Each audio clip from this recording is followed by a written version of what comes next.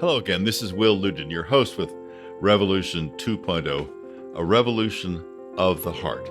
Bringing you this week's episode, which is America and Her Heroes, Miraculous and Flawed. And together we are at episode 376. And please do subscribe, encourage others to subscribe with you anywhere you enjoy podcasts. And now on YouTube, subscribe and encourage others to subscribe there. The founding of our nation, the United States of America, was a breakthrough. It was a dangerous breakthrough as observed and felt by the other nations of the world. Our Declaration of Independence was founded in the belief, the conviction, that man had creator-granted rights, as, for an example, life, liberty, and the pursuit of happiness. And these were granted by his creator, not granted, denied by government. They were pre-existing rights granted by the Creator, which were to be defended by the government, and that's all. And even with that truly heroic start, with that heroic breakthrough thinking, America was deeply flawed, and to a lesser extent has been ever since, and to a declining extent has been ever since. Yet in 1862, President Lincoln declared, in the dark days of the Civil War, President Lincoln declared America to be the last best hope of Earth. And recently, the late Secretary Colin Powell reiterated that, the last best hope of Earth. Now, looking at an individual, Christopher Columbus was courageous, tenacious, brilliant, would not be deterred from his conviction and acting on his conviction that in the late 1400s, that the earth wasn't flat, it was round. And that was heretical. It challenged the church, it challenged lots of governments. He was sticking his neck way out. And in doing that and in proving that he was right, that the earth was round, not flat, he opened up North and South America to the rest of the world. And he was flawed too. All nations, all people, no matter how great their contributions, are flawed. And what I want to share, the main thing I want to share with you today is that our job is not to find some disqualifying flaws in these nations and great people, but to see which nations, which people, on balance, have contributed far more than their flaws have contributed. And what can we learn from them? What can we be grateful about? And what can we learn from them? Going back to the American Revolution, they were declaring that man had creator-granted rights that were to be defended by government. And at the time, every nation on earth, almost every nation on earth, and certainly the big ones, were either monarchies or some other form of dictatorship. And you can imagine that the concept, the claim of creator-granted rights was really a threat to them. And then in trying to win this, in trying to prove this, they and the people who follow them, word for word, declared that they declare their lives, fortune, and sacred honor to be at risk and at play to proving this. And then the way it panned out, the summary of the Revolutionary War. I want to take you through the whole war. You ready? We lost, and we lost, and we lost, and then we won.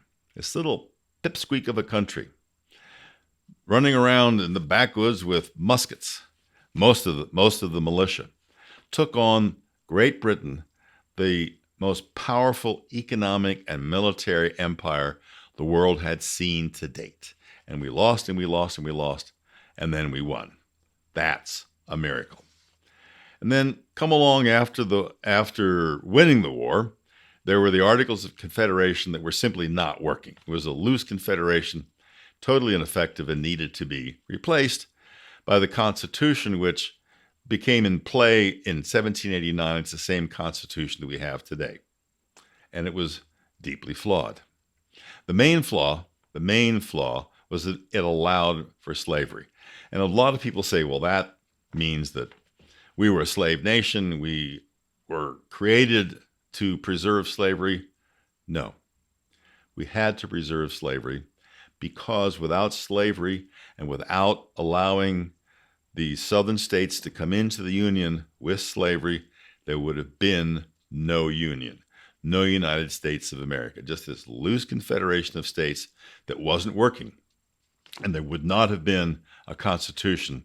And when the time was right, about 70 years later, for the northern states to take on the southern states as they broke away from the union that was created in the Constitution, there wouldn't have been any Northern Union, a collection of bound together states to defeat the seceding slave states.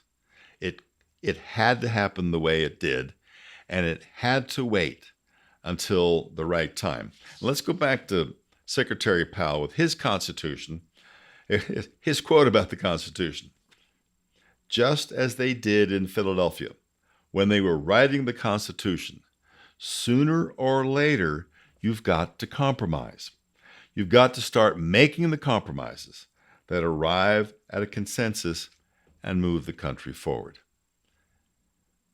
Colin Powell, Secretary Powell, Chairman, Joint Chiefs of Staff, General Powell, was entirely correct. We had to compromise and wait till the time was right to move forward. When the time became right, 1861, Civil War, 350,000 Union troops died. 350,000 troops, Union troops, died at the right time to correct that evil. And just to be a little bit more personal, kind of scale it down a little bit.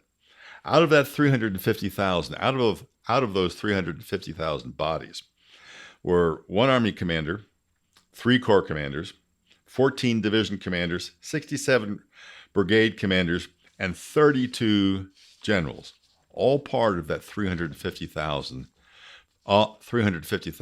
dead in the war, doing their part to end slavery, doing the right thing at the right time. And then after the war, there was the scourge of Civil War, the scourge of Jim Crow, as the South tried to do their best to keep the blacks enslaved in the South in spite of losing the war. Jim Crow went away, fortunately, with the civil rights movement in 64 and 65. Then integration came. Importantly, integration in the military came in 1948, which of course is after World War II. And Colin Powell, the man who came to the top, earned his way to the top of the U.S. military as the chairman of the Joint Chiefs of Staff, went to a middle-ranking college. He didn't go to West Point or the Air Force Academy, middle-ranking college, and he went to ROTC, the Reserve Officer Training Corps, as a cadet. And the Army was a meritocracy. And he rose to the top of that meritocracy. And the Army, by the way, integrated 6 years before the schools did in that famous Brown versus the School Board of Board of Education of Topeka, Kansas in 54, where the schools were integrated under guard by the National Guard. The military got it right. What can we learn about meritocracy from the military? And let's go back a little bit into the U.S., our history of wars. The Revolutionary War, Civil War. Pause with me for a moment. Civil War has got to be my favorite oxymoron. The war against the Native Americans. World War I, World War II, the Marshall Plan after World War II, Vietnam, Iraq, Middle East. There's some tragedies in there. The war against the Native Americans, Vietnam, ugly, tragic, wrong. And then there's the Revolutionary War, World War I and II, where we declared our independence and declared at the point of a gun that man has creator-granted rights that are here to be defended by government. The Marshall Plan, after saving the bacon for countries all over Europe and in the Pacific, the Marshall Plan rebuilt a destroyed, war-torn Europe. Overall, remember the game is not, the method is not to look for things we can criticize, to dismantle nations and people. Look for where the people and the governments are overwhelmingly good compared to their flaws, and learn from them, emulate them. So let's go back to some people. We've got Jefferson, third president of the United States, wrote the Declaration, key to forming the country. Good man, good president, wonderful, amazing founder, owned slaves. George Washington, clearly the father of our country. He was the brilliant and courageous leader who defeated against all odds, defeated the British. He was the first president, 2 terms. People wanted him to stay. Some wanted him to be the king. And he said, no, no, no. That's what we fought against. It's somebody else's turn. And he owned slaves.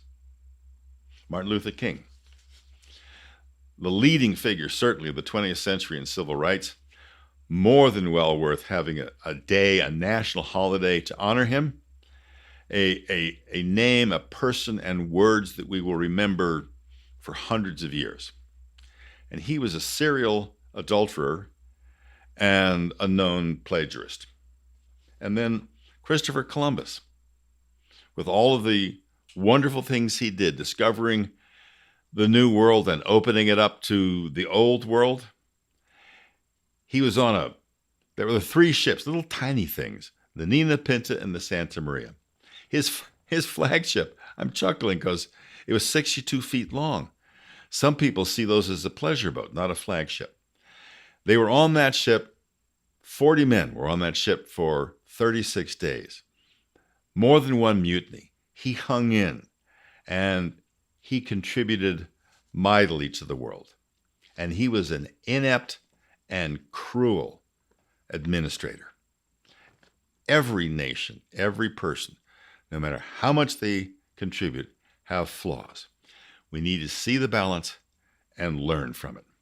And on the other side, no matter how overall evil some people and nations have been, there are positives. I mean, for heaven's sakes, Hitler loved dogs.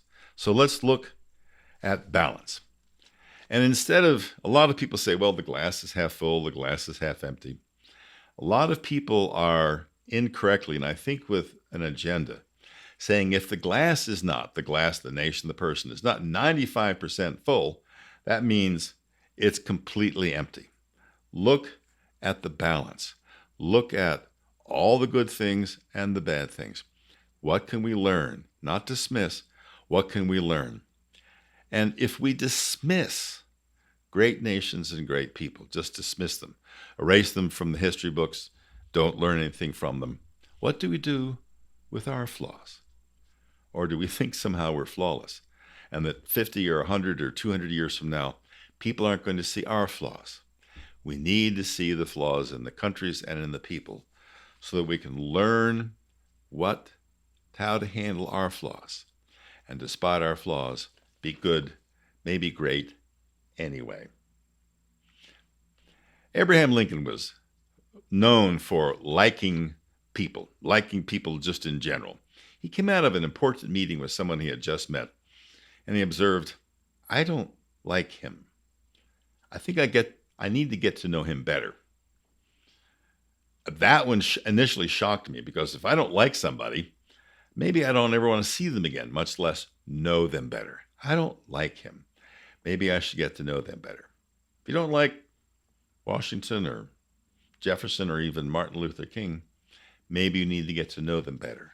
Know their history. Know the fullness of who they were, not just the flaws that are being paraded around today.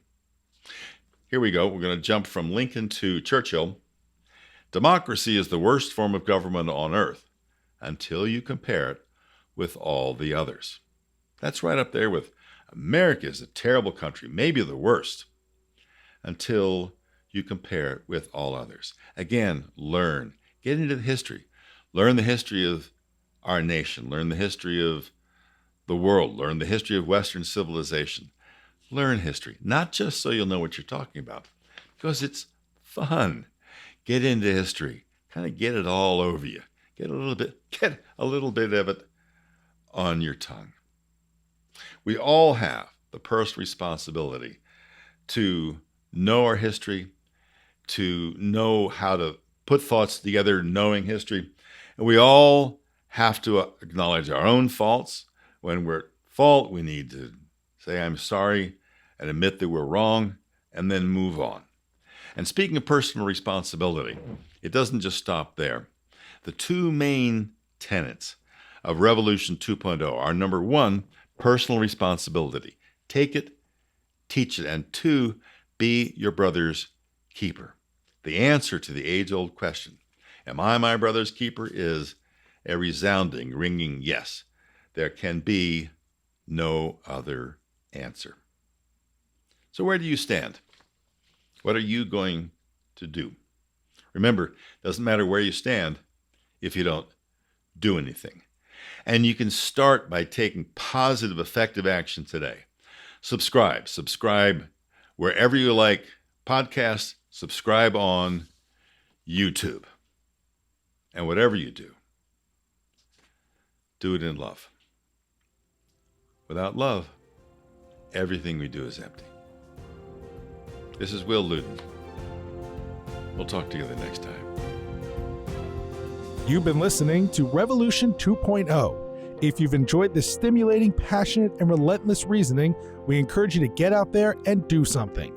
You can follow Will Luden and subscribe to this podcast on your favorite podcasting platforms and on YouTube at revolution2-0.org.